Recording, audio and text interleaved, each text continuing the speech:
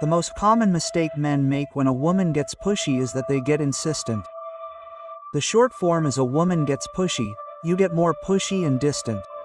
If a woman gets pushy and you get needy, you'll end the relationship. It's the most common mistake men make. The woman starts to pull away and men start to compensate as if they've done something wrong. You haven't done anything wrong. She's the one who did something wrong. She's looking at other men and she's wondering if she wants to be with you. That's what girls do. When a woman gets pushy, it's because she's starting to consider not being with you anymore. And the solution isn't to confirm to her that you're worthless by begging and humiliating her. The solution is to give her a shock, to scare her so she'll say, "Oh," because then because of the fear of losing you, she'll start to value you again. In other words, if she says, "Oh, I don't know if I want to," and you also start to pull away. The problem is your most common fear or the most common fear of men. The problem is that while she walks away, you walk away, the gym idiot comes closer and is going to put her on all fours.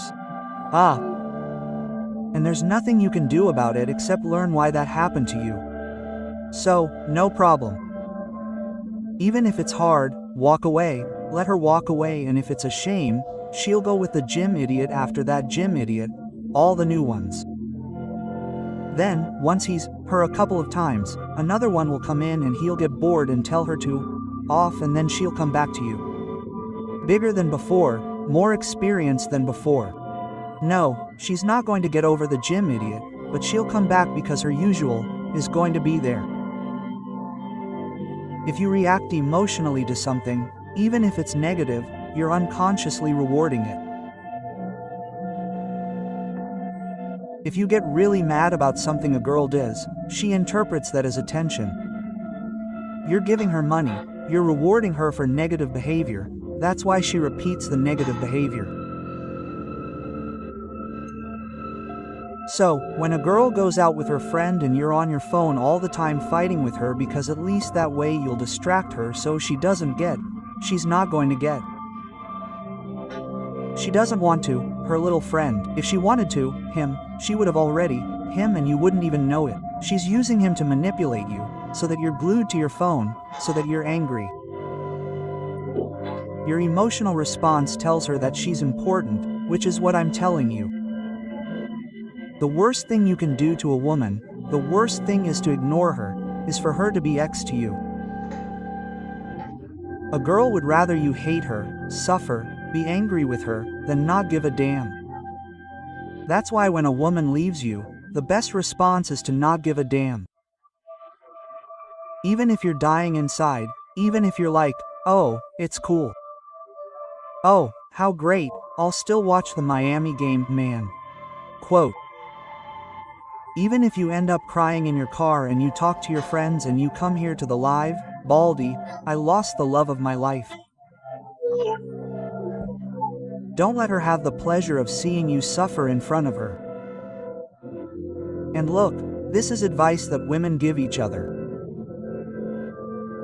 This is something that women do when they get dumped and it hurts like hell. They don't let you see them cry. It's like, it's okay, because they think you're the same. Because for the girl, it's gratifying, because the girl says, "Oh, of course, I'm important to this. Of course, he likes me. Of course, I'm pretty." Quote. And there are a lot of girls who get addicted to that feeling.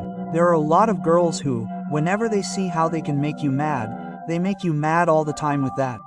They see the little button and they are pressing it every so often whenever they need attention.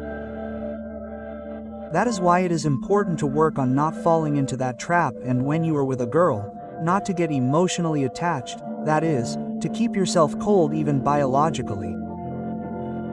That is the most natural thing to do. It does not mean that you do not feel, but it is not the right space to feel.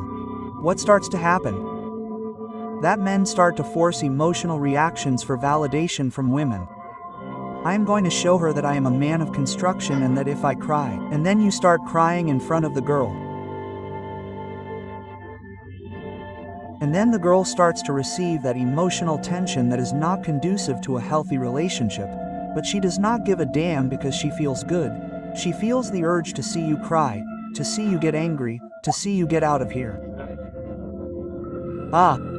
If a girl does things you don't like and you get emotional in your male logic, well, she saw that she made me angry, she saw that I don't like it, she's not going to do it again, right? She loves to see you angry, she loves to know that she has the power to access your emotions, the power to control your emotions.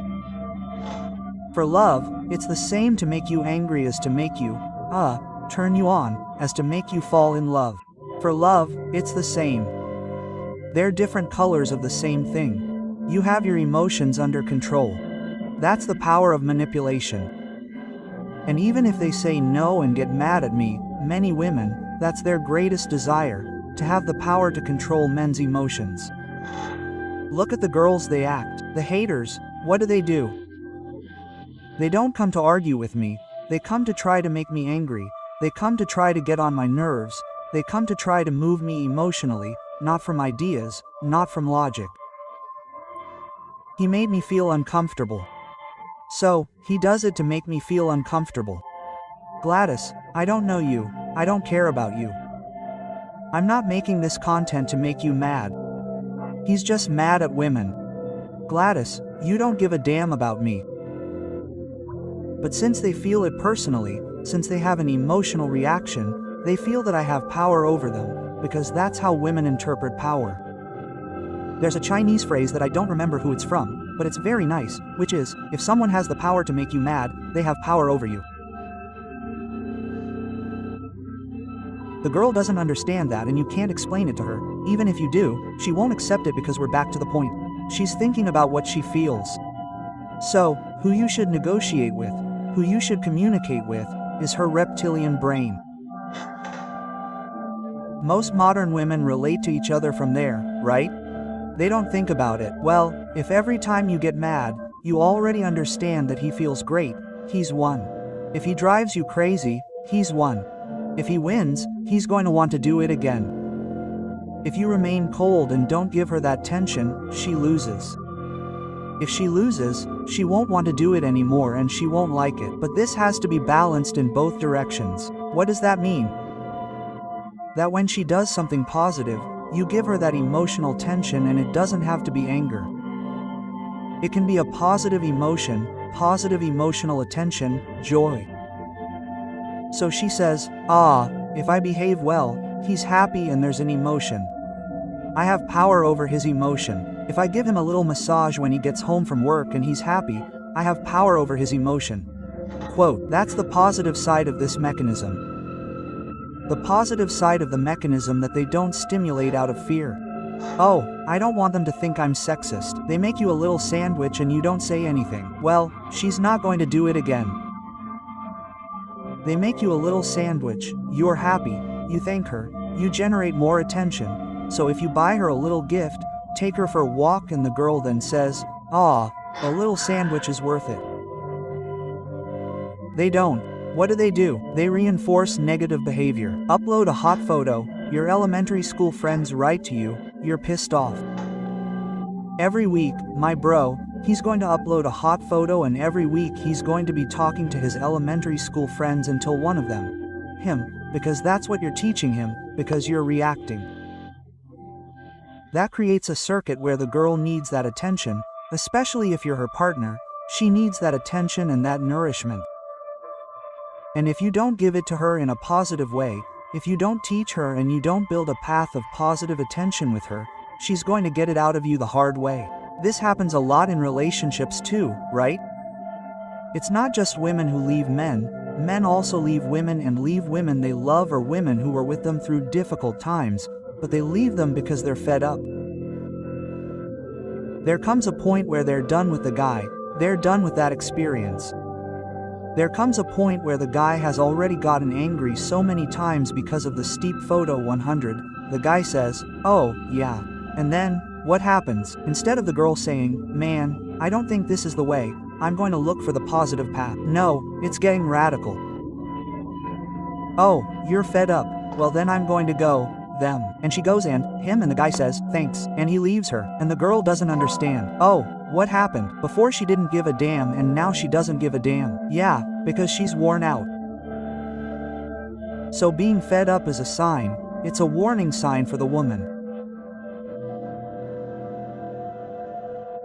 So, this is where you start to understand that if you get angry, you give her a negative signal that she interprets as positive. But if you start to get tired, she starts to say, I have to adjust something.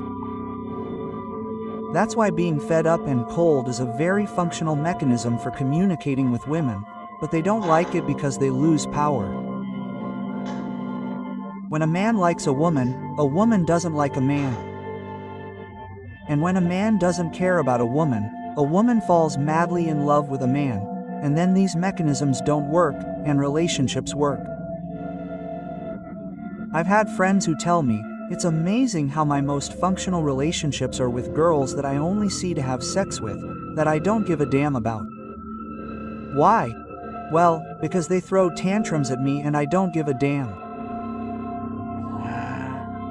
And you say, oh, so if you didn't give a damn about a girl when she throws tantrums, that relationship would work.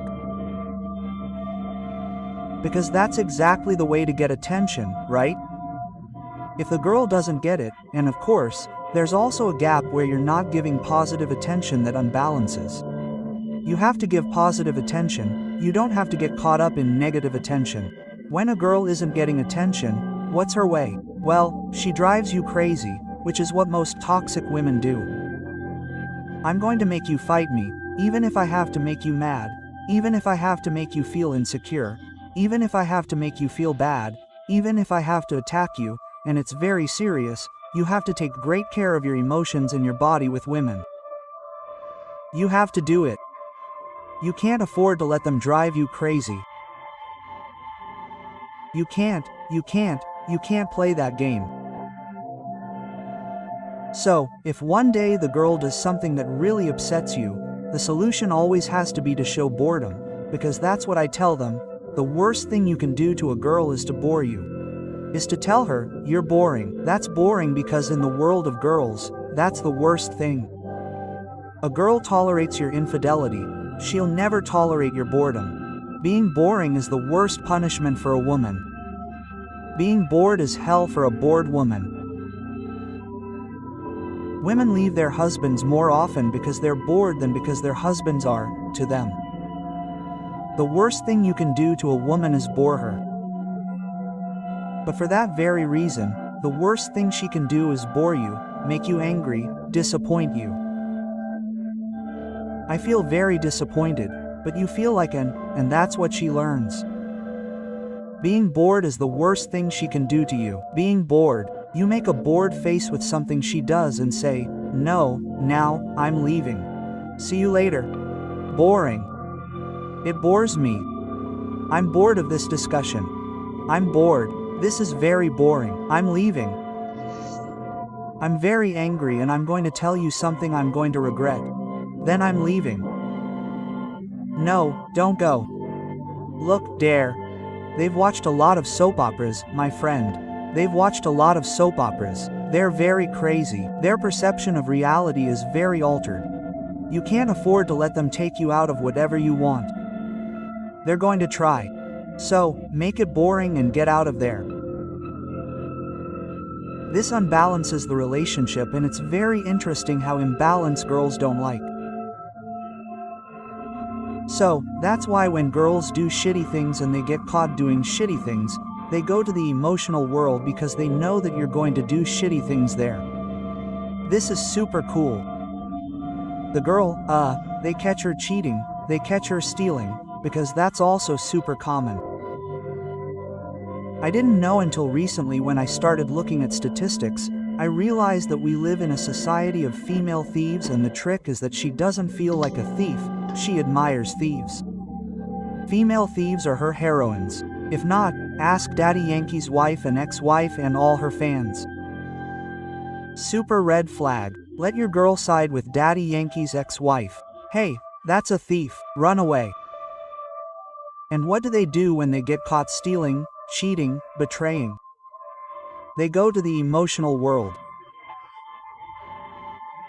The most common thing is that they cry, but they also get furious. They get super aggressive and try to take that fury out on you. Bring you down to their level. Bring you down, because if you get out of control, you'll screw up. And if you screw up, then now we're on the same level, because something that women don't tolerate is the moral superiority of men. For a man to say, "I never did anything," oh, yeah, very saintly, right? And that's why girls like bad men. That's the other side of the coin. Because being with a good man is very hard, it's very demanding. Let me give you an example. There are girls who like to be with drunks because that way she can be drunk and no one will judge her. There are women who like to be with violent men because that way she can be violent and still be the good guy in the story. There are women who like to be with men who cheat on them and are womanizers because that way she can, and still be the victim. Poor thing, he's the bad guy. My daughter, but you, all his friends, yeah, but he, my mom, oh, no, yeah. Poor thing, poor thing. Because he's worse. My daughter, you, all his friends, and that guy was a virgin and gave you all his savings, so he ends up looking like the bad guy. And if we've learned anything in this world, I hope we've learned it, it's that none of them like to be seen as the bad one, and they don't give a damn about not being seen as the bad one. Women get pissed off when men are so saintly, so good. Oh, yeah, no, now I'm the crazy one. Yes, girl, you're crazy. But she won't accept that. So, it's better to hang out with the crazy ones to say, oh, no, I'm the saint. Because that's the thing, they want to be saints, they want to be good, they want to be victims without actually being victims. So, what do? They look for someone else so that in contrast they can be saints, pure and virgins.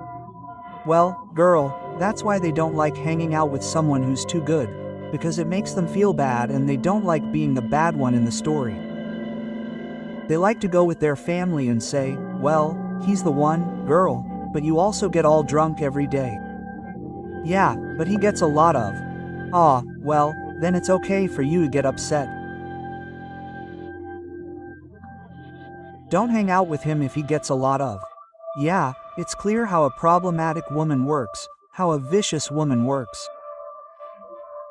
That's why they don't like my content, because I call a spade, a wine, and a vicious woman vicious. Oh, no, I'm not a daughter. You get drunk every weekend. Well, yeah, but that doesn't mean my ex got drunk, who'd been drinking since 11 in the morning. That's being a drunk. That doesn't mean being drunk is okay, but that's the society we live in. So, one of two things. Either they turn you into a toxic drunk so she can be a holy drunk. And if you don't let them, they'll leave you heartbroken. It's easy, it really is easy. The problem is the authority that the dick has over you. That's the problem, that they don't think with the one over here, they think with the one over there. It's easy to say, oh my gosh, that alcoholic, dadless chick is going to send me to therapy with Temach for 5 years. I'll pay for 2, quote, sons of that single mother with abandoned children. Look, for those of you who like single mothers, you don't listen to me anyway. Look at how she has her children. That's a great indicator. A great indicator. You arrive and that damn kid is all messed up, crawling on the floor all dirty. Oh my gosh, what awaits you, the character development you're going to have with that love. She doesn't even take care of her offspring. It came out between her legs. That baby doesn't even take care of the baby that came out of her. Do you think she's going to take care of you? No, my gosh, what happens with this type of chick, if you don't listen to me and don't get out of there? What starts to happen is that she starts to detect, and they're very skillful, they're very good, they have more emotional intelligence, they use it for evil, but they have more. So, what they start doing is detecting something that is very useful to drive a man crazy.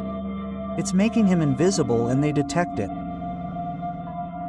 It's questioning him, it's questioning his abilities, it's not giving him satisfaction. They know it, there are even YouTube channels, there are TikTok channels that teach them how to do this. It's horrible. And then the guy starts to feel invisible, and it's really annoying how when these problems arise, there's no communication, so that makes the problem worse, right? Because you try and that's like the big issue, right? The guy is arguing with the girl and he's trying to explain to her the point of passing on the information. The girl is trying to win. So, that exacerbates the feeling of not feeling heard. These girls are experts at that.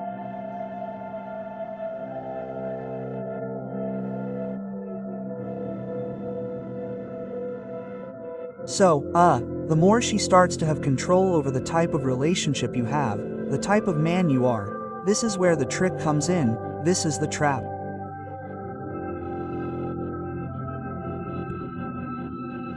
The woman who is always looking for trouble is, for this reason, because she wants to control you, she wants to transform you.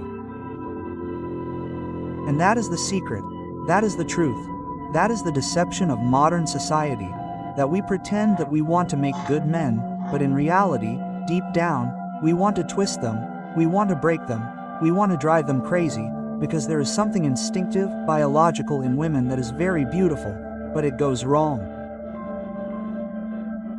This is what we could call toxic femininity, which is the paradigm of us.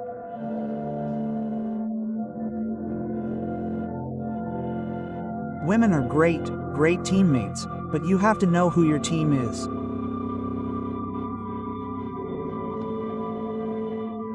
A woman who teams up with her husband creates a great team.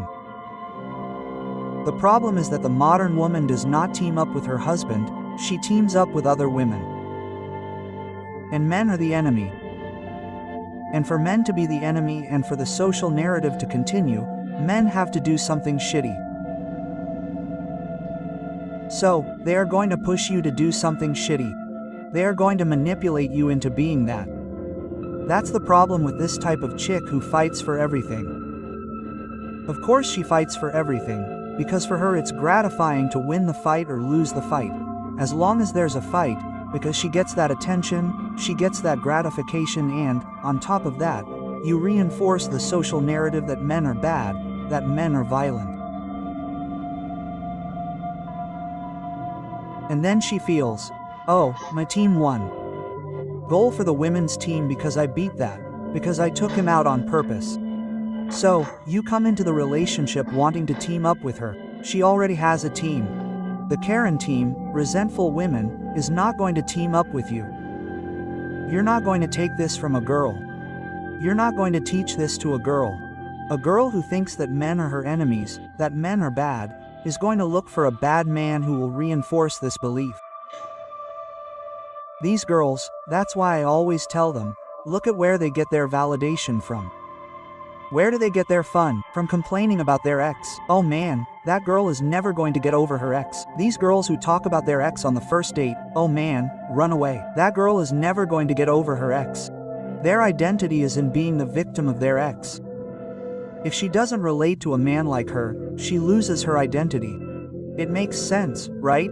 It makes sense to everyone here. A girl whose fun in life is going around complaining about all the harm her ex did to her, well, it's obvious that she can live without the shady stories of what her ex did to her. It's obvious that she's either going to try to turn you into that, or she's going to leave you for a similar, because that's her oxygen. A toxic woman's oxygen is a more toxic man who makes her feel okay. And that's the difference. And that's how you can spot a woman who gets her validation, her identity from developing herself, from her career, from her family.